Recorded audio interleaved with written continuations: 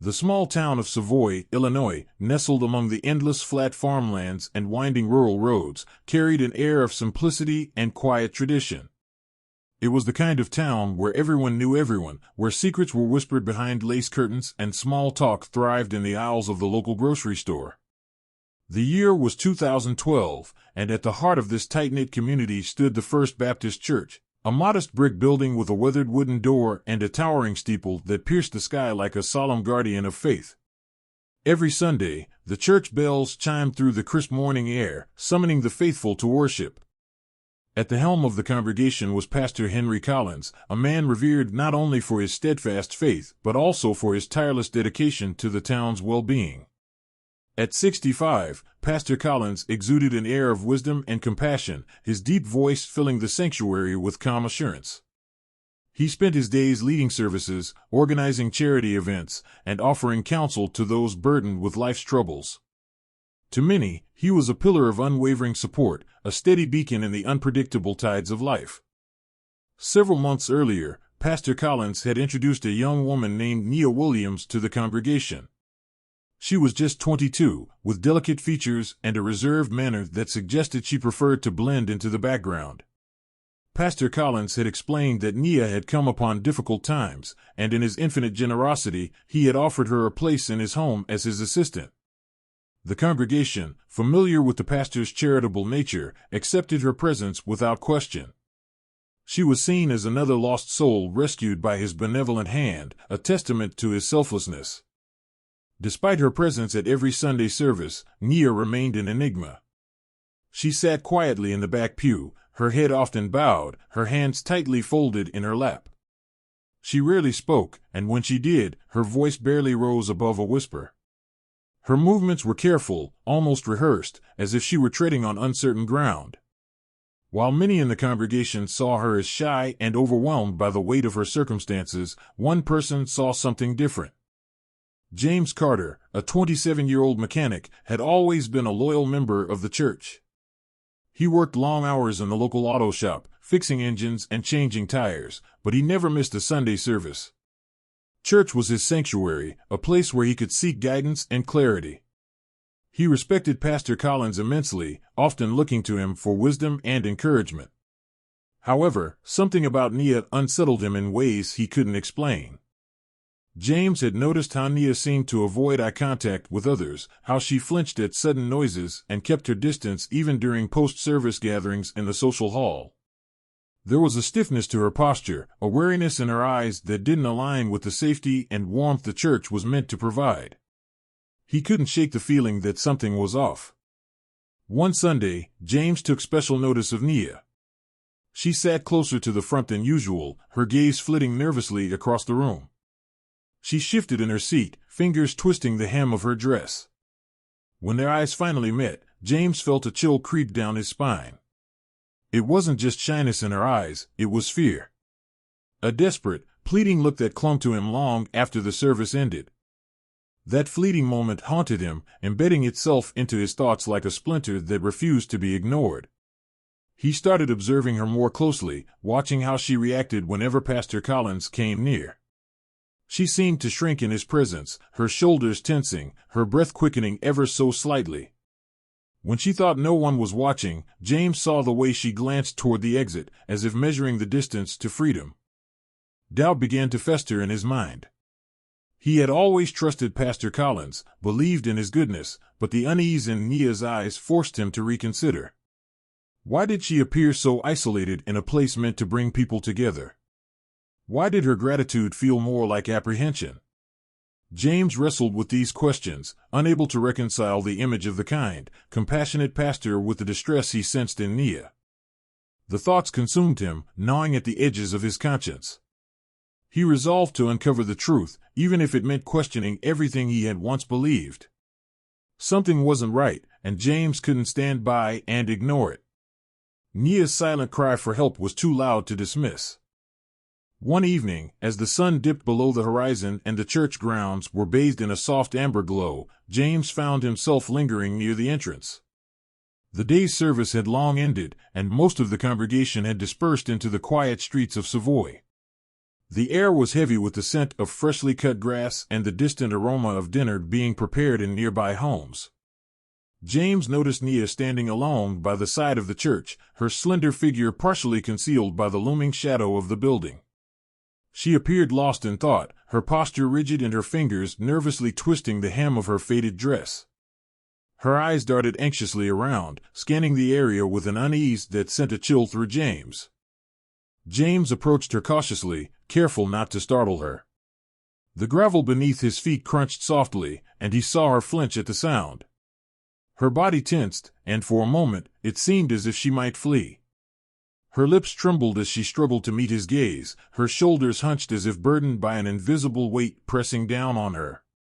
He noticed the way her hands trembled, the shallow rise and fall of her chest betraying her nervousness, and a thin sheen of sweat glistening on her forehead despite the cool evening breeze. For a moment, it seemed as if she might retreat into the darkness of the evening. But something in James's presence, perhaps the quiet concern in his eyes, encouraged her to stay. Slowly, hesitantly, she leaned in, her voice barely audible over the distant hum of cicadas and the muffled sounds of life continuing elsewhere in town. Her words came in rushed, fragmented whispers, and her wide, fearful eyes flickered around as if someone might be watching. She revealed that Pastor Collins controlled every aspect of her life. He dictated when she could leave the house, forbade her from speaking to anyone without his permission, and watched her every move with an unsettling intensity. But what made her voice tremble with raw fear was what happened behind closed doors. Nia confessed that the pastor had forced her into an unwanted relationship, using his authority to manipulate and coerce her into becoming his lover against her will. He kept her isolated, ensuring she had no one to turn to, no escape from the nightmare she was trapped in. Nia described the suffocating control, the whispered threats, and the deep humiliation she endured every day. Her voice trembled with each word, and James felt a deep, unsettling chill settle in his chest. Tears welled in her eyes as she pleaded for his help, desperation seeping through every word. She insisted that going to the authorities would be futile. Pastor Collins had deep ties within the town's leadership, connections that would ensure any complaint she made would be dismissed without question. The town, which viewed him as a saint, would never believe her. She was certain of it. James felt a tight knot form in his stomach as the weight of her words sank in. James stood frozen, the weight of her confession pressing heavily on his conscience. Doubt flickered in his mind, whispering that perhaps she was mistaken, that she might be exaggerating her situation.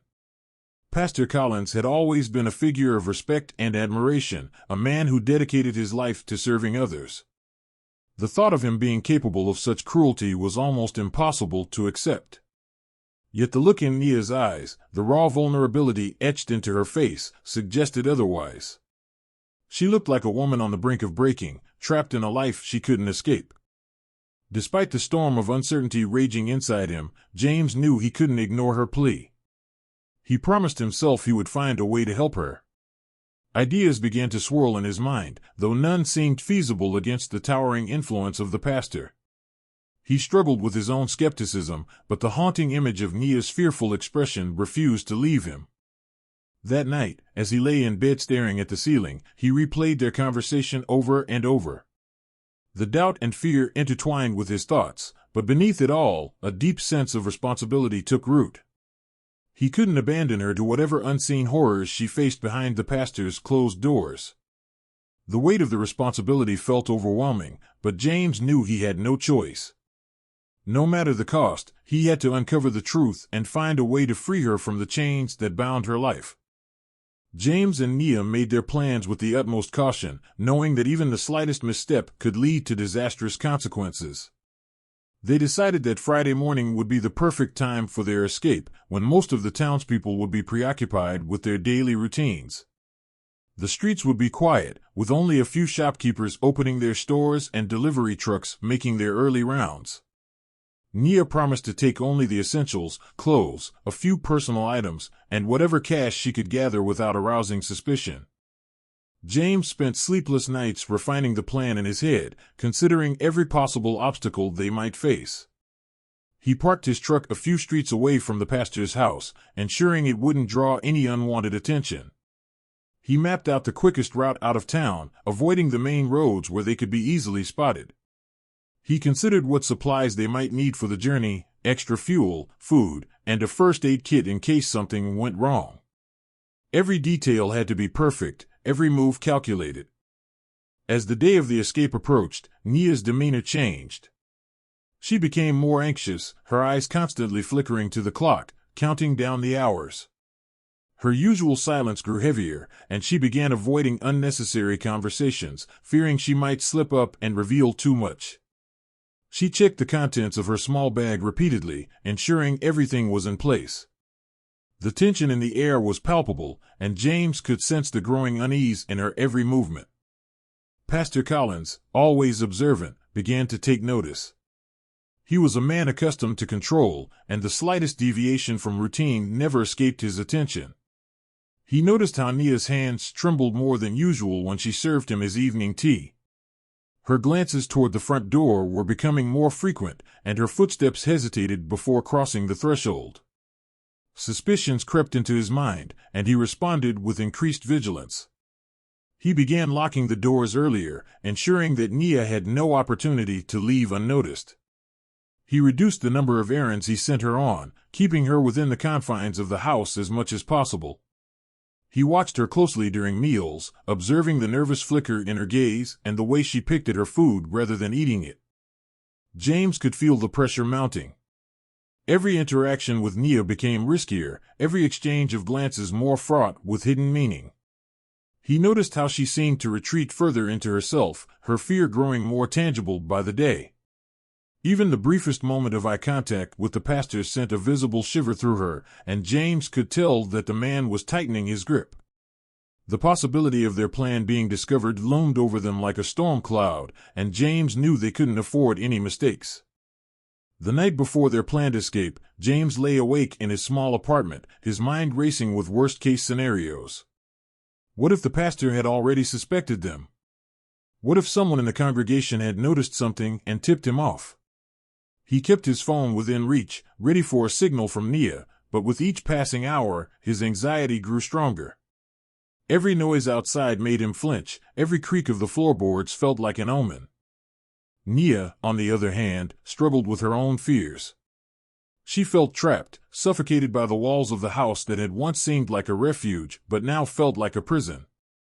She listened carefully for any sign of movement from Pastor Collins' room, terrified that he might burst in at any moment. She packed and repacked her small bag, whispering prayers under her breath, hoping they would make it through the next day unscathed. As dawn approached, James knew the time for second-guessing was over. He had to be ready.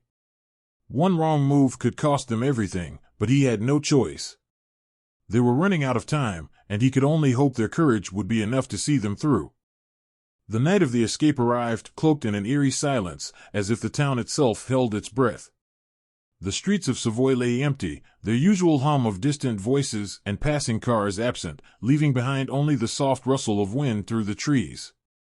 The moon hung low and heavy in the sky, casting elongated shadows that danced along the worn pavement. James parked his truck several blocks away from the pastor's house, his fingers trembling slightly as he gripped the steering wheel. Each passing second felt agonizingly slow, his pulse drumming in his ears like a relentless warning. He slipped out of the vehicle, his movements calculated and quiet. The night air was cool against his skin, but the sweat trickling down his back betrayed his mounting anxiety. Navigating the narrow alleyways, he reached the backyard fence, pressing himself against the rough wooden planks. The familiar outline of the house loomed before him, its darkened windows staring blankly into the night. Every sound felt amplified in the silence, the distant chirp of crickets, the creak of the gate as he gently pushed it open. Suddenly, a figure emerged from the back door. Nia. Her slight form was barely visible in the dim moonlight, her shoulders hunched and trembling. She clutched a small bag to her chest, her knuckles white from the pressure. Her eyes were wide and darting, scanning the surroundings as though expecting danger to lunge from the shadows at any moment. James could see the terror etched into her delicate features, and it struck him how fragile she looked in that moment. He gestured for her to move quickly, and she took hesitant steps toward him, her body trembling with each movement. As they neared the fence, an ominous creak split the stillness of the night. A shadow moved near the house, and James's stomach lurched. Pastor Collins stepped into view, his imposing figure standing rigid on the porch, illuminated faintly by the moon's glow. His expression was a mixture of fury and disbelief, his eyes narrowing as they locked onto James and Nia. James felt a cold wave of dread wash over him as Collins advanced. The pastor's voice, low and venomous, sliced through the night. James could sense the rage simmering beneath his calm exterior, a controlled fury that sent shivers down his spine. He could see Collins's knuckles tightening, his body language exuding an air of ownership and dominance. Collins accused him, his voice thick with contempt, and James realized there was no room for negotiation. The tension reached its breaking point when Collins lunged forward, his hands grabbing James by the collar with surprising strength. The force of the grip sent them both stumbling back into the yard, their feet skidding across the damp grass. James struggled, his breath coming in ragged bursts as he tried to break free. The older man's strength was overwhelming, his grip unrelenting. Panic surged through James, his mind racing through every possible escape. Nia backed away, pressing herself against the fence, her hands covering her mouth to stifle a cry. The two men wrestled in the darkness, their bodies colliding with the brutal force of desperation. James's hand scrambled across the ground, searching for anything to defend himself with. His fingers closed around something hard and heavy, a loose brick lying half buried in the soil. Without thinking, he swung it with all his might, feeling the sickening impact as it connected with Collins's head. The pastor staggered back, his eyes wide with shock. For a moment, it seemed as though time had frozen. Then, with a low groan, Collins collapsed onto the ground, his body motionless. A stunned silence followed, broken only by Nia's sharp intake of breath. James stood frozen, his chest heaving, his heart pounding so hard it threatened to burst from his ribs. Nia stared at him with wide, terrified eyes, and he realized the gravity of what had just happened. There was no turning back now. They had crossed a line they could never undo. Without a word, James grabbed Nia's hand and pulled her toward the alleyway. Their hurried footsteps echoed in the empty streets, each shadow they passed feeling like a watchful eye. The town remained silent, unaware of the horror that had just unfolded. The distant hum of the truck's engine was the only sound that accompanied their flight into the unknown, as the lifeless body of Pastor Collins lay behind them, swallowed by the darkness of the night. James and Nia drove through the night, the rhythmic hum of the truck's tires against the asphalt providing a temporary distraction from the chaos they had left behind. The highway stretched endlessly ahead, illuminated only by the dim glow of the dashboard and the occasional headlights of passing cars. The air inside the truck was heavy with unspoken words, tension hanging thick between them. Nia sat in the passenger seat, clutching her bag tightly, her eyes darting nervously to the side mirrors as if expecting to see flashing lights in pursuit. James gripped the steering wheel with white-knuckled determination, his mind racing through the events of the night. The weight of what had happened pressed down on him like a suffocating blanket. He knew they had to keep moving, putting as much distance as possible between them and the small town they once called home. He had no clear plan beyond reaching the border of Indiana, where he hoped they could disappear into the anonymity of larger cities. As the hours dragged on, exhaustion began to take its toll. The adrenaline that had fueled their escape was fading, leaving behind an overwhelming weariness. The fuel gauge dipped closer to empty, forcing James to pull into a lonely roadside gas station. The fluorescent lights cast a harsh glow over the cracked pavement, and the distant hum of insects filled the air. A tired-looking clerk stood behind the counter, idly flipping through a magazine, oblivious to the desperation concealed within the truck that had just arrived. James stepped out of the vehicle, stretching his tense muscles before heading toward the restroom at the side of the building. Nia remained in the truck for a moment, her fingers drumming anxiously against the dashboard. The stillness of the station pressed in on her, and a sudden wave of panic surged through her chest. She opened the door cautiously and stepped inside the convenience store, her wide eyes scanning the room. Approaching the counter, she hesitated before speaking, her voice barely above a whisper. The cashier glanced up, sensing the unease in her demeanor. With a trembling voice, Nia uttered words that sent an immediate ripple of alarm through the air. The cashier's eyes widened, and without hesitation, she reached for the phone beneath the counter, dialing emergency services with practiced urgency. Outside, James finished washing his face in the grimy bathroom sink, the cold water offering a fleeting sense of clarity. He dried his hands on his jeans and stepped back into the night, breathing in the cool air. As he made his way toward the truck, his stomach twisted at the sight of flashing red and blue lights approaching from the highway.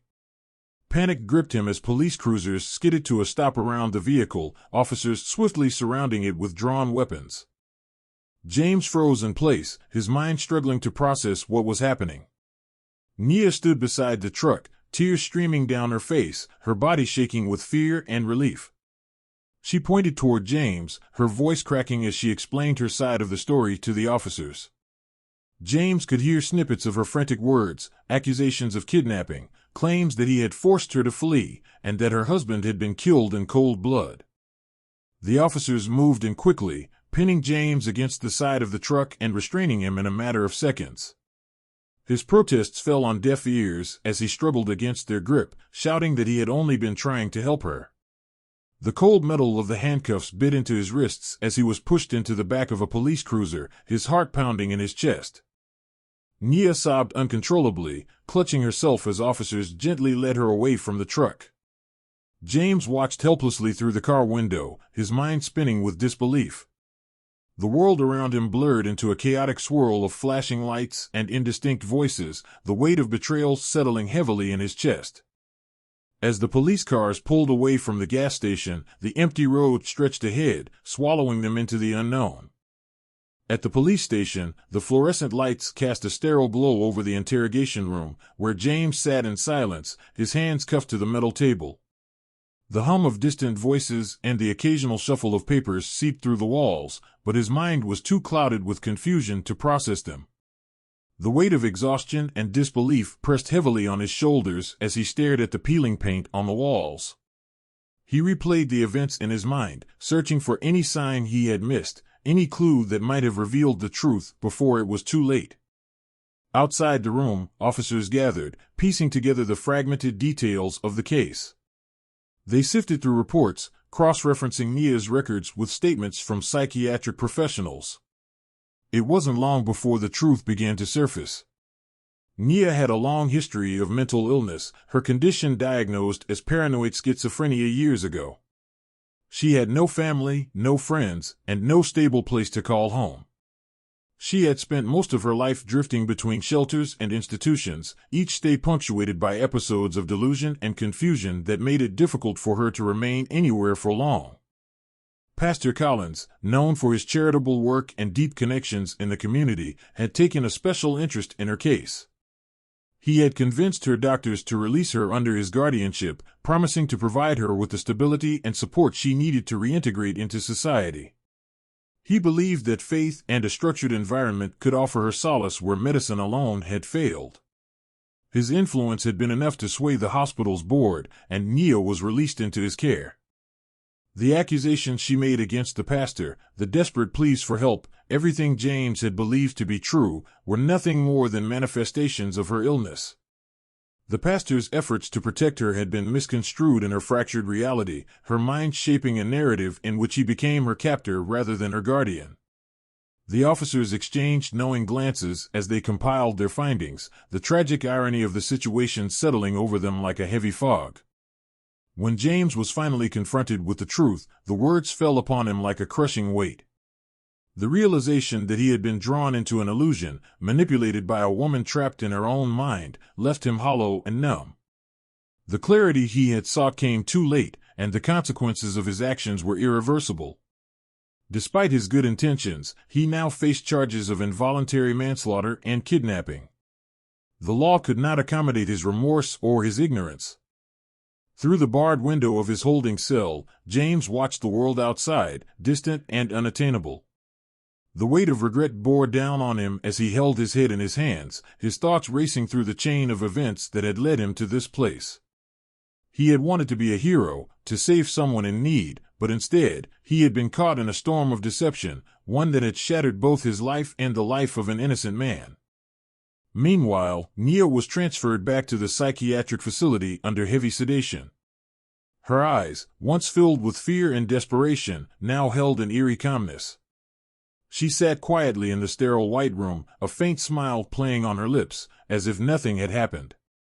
The past few days were already slipping away into the recesses of her fragmented memory, leaving her in the fragile cocoon of her own mind. In the end, the tragedy left a scar on the small town of Savoy.